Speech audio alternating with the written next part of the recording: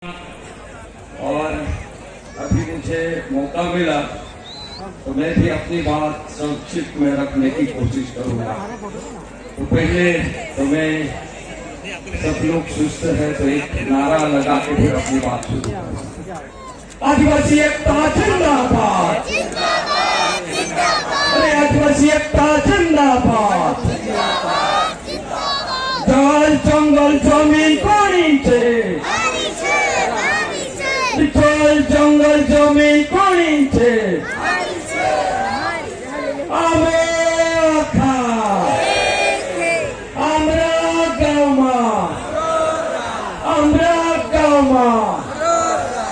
तो साथियों, मैं जिन वक्ताओं ने अपनी बात रखी उसको फिर से दोहराने की कोशिश नहीं करूंगा।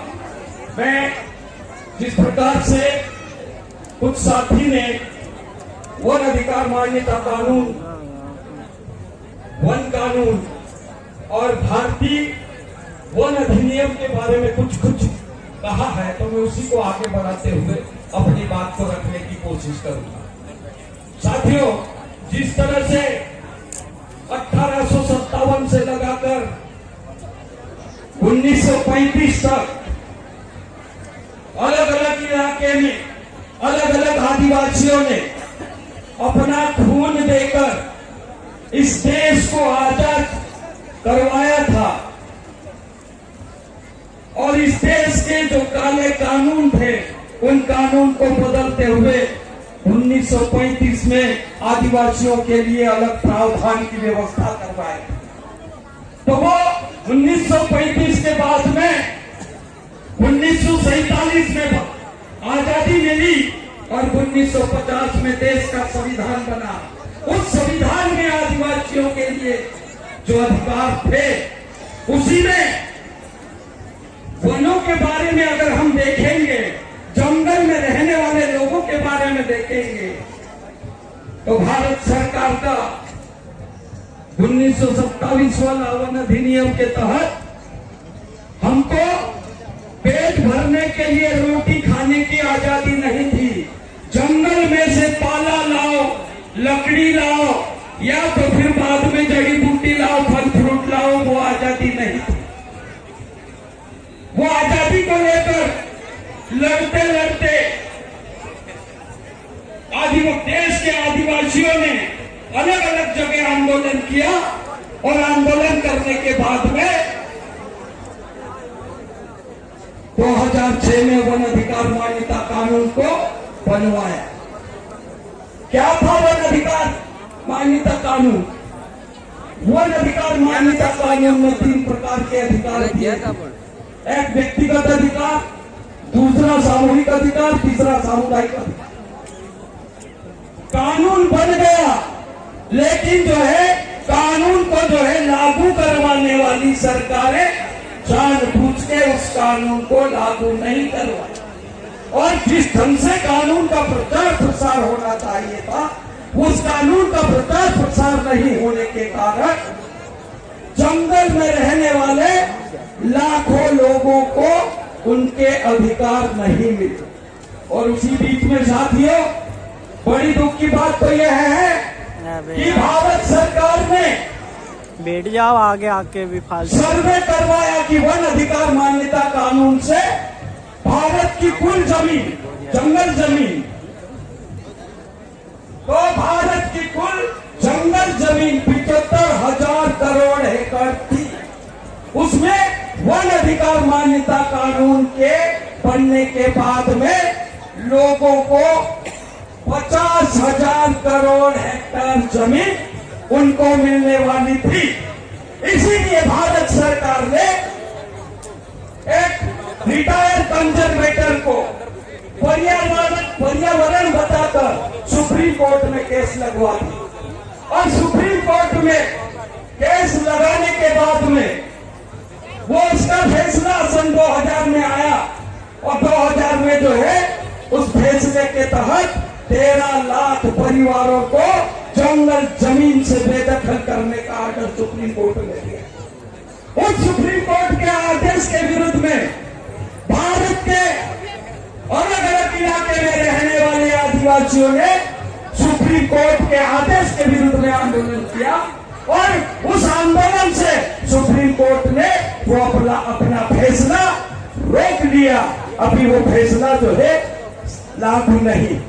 उसी के चलते साथियों अभी जो है भारत सरकार जिस प्रकार से जंगल से आदिवासियों को हटाने के लिए, जंगल से आदिवासियों को हटाना मतलब उस जंगल को खाली करवाकर विश्व बैंक, एशियाई विकास बैंक और बाकी जो है पूंजीपति लोगों को वो जंगल बेचना चाहती है। इसलिए जंगल में रहने वाले आदिवासियों को निकालने के लिए भारत सरकार ने एक वन अधिनियम बनाया। वो वन अधिनियम जिस प्रकार से साथियों कोई भी कानून बनता है तो पहले लोकसभा में बिल रखा जाता है, उस बिल के ऊपर बहस होता है, उसके बाद में वो उस बिल पे उसका प्रस्ताव पास होने के बाद में वो प्रस्ताव को जो है राज्यसभा में रखा जाता है और राज्यसभा में जब उस प्रस्ताव को सर्वसम्मति से पारित किया जाता है तो राष्ट्रपति उसके ऊपर हस्ताक्षर करते हैं तो वो कानून का रूप ले लेता है। लेकिन बड़े दुख के साथ कहना चाहता हूं साथियों कि भारत सरकार के बड़े नेता के घर में ये कानून बना। ये कानून इसलिए बना कि ये जो वन अधिकार मान्यता कानून के तहत जो 50,000 करोड़ हेक्टेयर जमीन आदिवासियों को मिलने वाली थी वो आदिवासियों को नहीं मिले, इसलिए ये कानून ला रहे हैं। और ये कानून में क्या कहा है?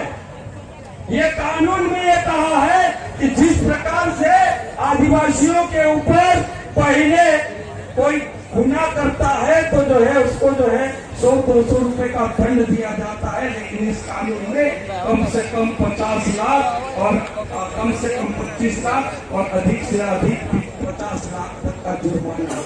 साथियों और तो और ये दंड की बात तो ठीक है, लेकिन कानून ये कह रहा है कि जिस प्रकार से कोई अपराधी अपराध कर लेता है तो उस अपराधी को कोर्ट में पेश करने के बाद में वो अपराधी अपना गुनाह सिद्ध करने के लिए एक तो वकील खड़ा करता है, दूसरा जो है अपने जो है गवाह तैयार करता। लेकिन इस कानून में साथियों वो मजिस्ट्रेट जो है जितना फॉरेस्ट गार्ड लिख के दिया है उसी आधार पे जो है उस मुलजिम को सजा करेगा। आखिरी बात साथियों कि जिस प्रकार से कोई सामाजिक कार्यकर्ता उस इलाके में काम करता है तो वो सामाजिक कार्यकर्ता को जेल में डालने के लिए फॉरेस्ट विभाग के जरिए से सरकार ये करेगी कि कोई भी आदमी जंगल में धारदार हथियार लेके घूमता पाया गया तो उसको पकड़ना और उसको गोली मारने का अधिकार उस फॉरेस्ट विभाग को दिया गया है। तो साथियों सामाजिक कार्यकर्ता को जेल में डालने के लिए आसान तरीका है इस कानून में कि कोई भी धारदार हथियार लेकर जंगल में घूमे या नहीं घूमे। हमारे साथी गेंद्राम भाई बैठे हैं, जब वन अधिकार मान्यता कानून पास हुआ तो उसका प्रचार कर रहे थे, उनको पकड़ के खंडवा जेल में घुस दिया और मजिस्ट्रेट के सामने हाथी के दांत और शेर की खाल बता दी कि ये जो है वन्य प्राणियों की जो है व्यापार करता है। तो ऐसे जो है सरकार आदिवासियों को खत्म करने के लिए तरह तरह के कानून बना रही है, तो उसके विरुद्ध में जो है साथियों लड़ना पड़ेगा। लड़ेंगे तो बचेंगे, नहीं लड़ेंगे तो धीरे धीरे आपकी नौकरी गई, आपका जो है सरकारी खेती का काम गया, आपका खेती में जो है हल पत्थर खत्म हो गए, सारे ट्रैक्टर आ गए, उसके बाद में जेसीबी आ गया, अभी जो है आने वाला है रोबोट। नौकरी खत्म हो जाएगी, रोजगार खत्म हो जाएगा, जंगल खत्म हो जाएगा, कहाँ जाएगी आने वाली पीढ़ी? इसके लिए चिंता करने की जरूरत है साथियों। तो आप सबसे निवेदन है कि आप सब मिलकर चिंता करें और अपने हक अधिकार के लिए लड़ें। इन्हीं दो शब्दों के साथ मैं अपनी बात को खत्म करता। बहुत बहुत धन्यवाद।